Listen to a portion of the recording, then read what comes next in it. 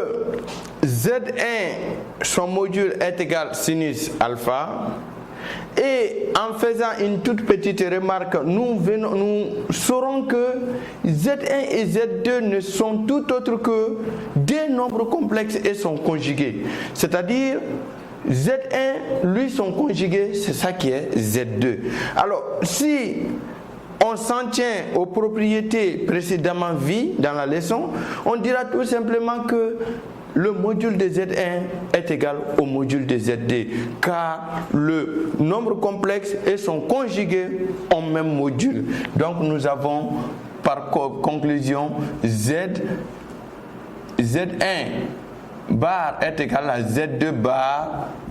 Cela implique que nous avons module de Z1 qui est égal à module de Z2. Voilà. Donc, on connaît dans ce cas module de Z2 aussi qui est sinus alpha. Alors, maintenant, on va chercher juste l'argument de Z1 et de Z2. Argument. Un argument de Z1 et un argument de Z2. Un argument de Z1. Alors, on va dire soit alpha, un argument de Z1. Alors on a arg de Z1 égale à ou des points, cosinus de alpha, sinus de alpha. Cosinus de alpha égale partie réelle de Z1 divisé par module de Z1. Partie réelle de Z1 qui n'est autre que sinus carré de alpha divisé par son module qui n'est autre que sinus alpha.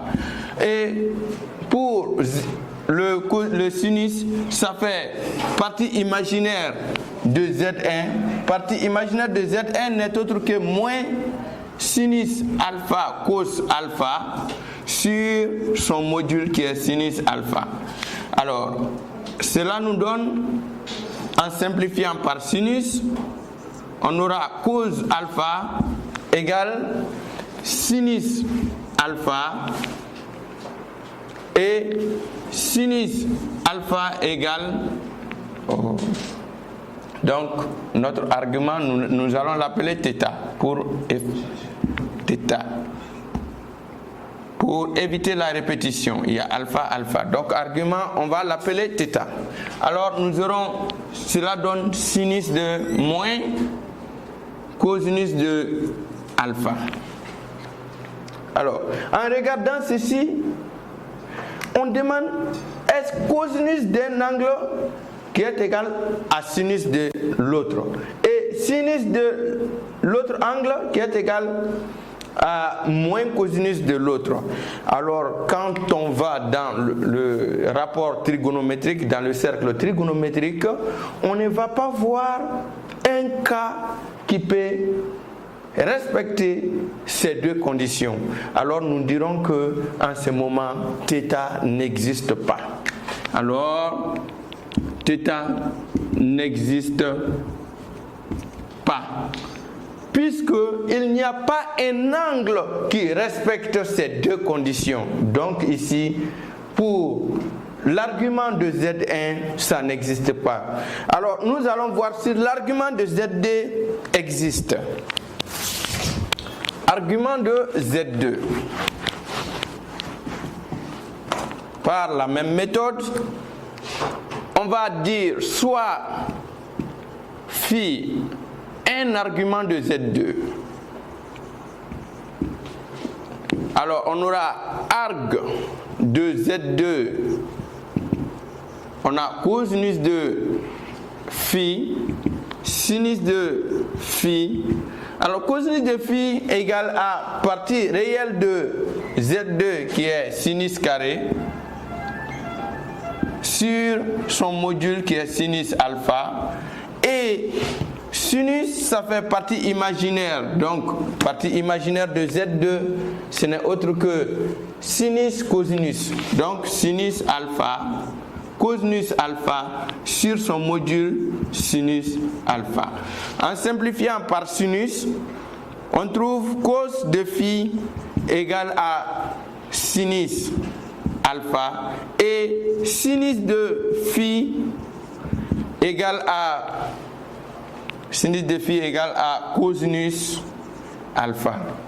Voilà, quand on réfléchit, cosinus d'un angle qui donne l'opposé de l'autre, qui donne le sinus de l'autre, et le sinus de l'autre qui donne le cosinus de l'autre, alors c'est deux angles complémentaires. Quand dit-on que deux angles sont complémentaires? Deux angles sont complémentaires si et seulement si le sinus de l'un est égal au cosinus de l'autre. Donc phi et alpha sont obligatoirement complémentaires ici, car le sinus de l'un donne le cosinus de l'autre et le cosinus de l'autre donne le sinus de l'un. Donc c'est deux angles complémentaires et la somme de deux angles complémentaires n'est autre que 90 degrés. Donc nous pouvons tirer une conclusion ici en disant que phi est égal à pi sur 2 moins alpha. Alors pi sur 2 moins alpha, ce sera notre argument. Donc l'argument de ZD, il existe bel et bien, tandis que l'argument de Z1 n'existait pas. Voilà son argument. Alors chers amis, ça ce sont ces réponses au tableau, mais vous allez aussi voir l'exercice bien détaillé, bien corrigé sur feuille contre le tableau durant votre leçon, votre cours. Alors c'était là cet exercice intitulé exercice sur les nombres complexes, c'était un problème. Alors nous donnons rendez-vous pour notre prochain cours afin de poursuivre des exercices. À plus tard.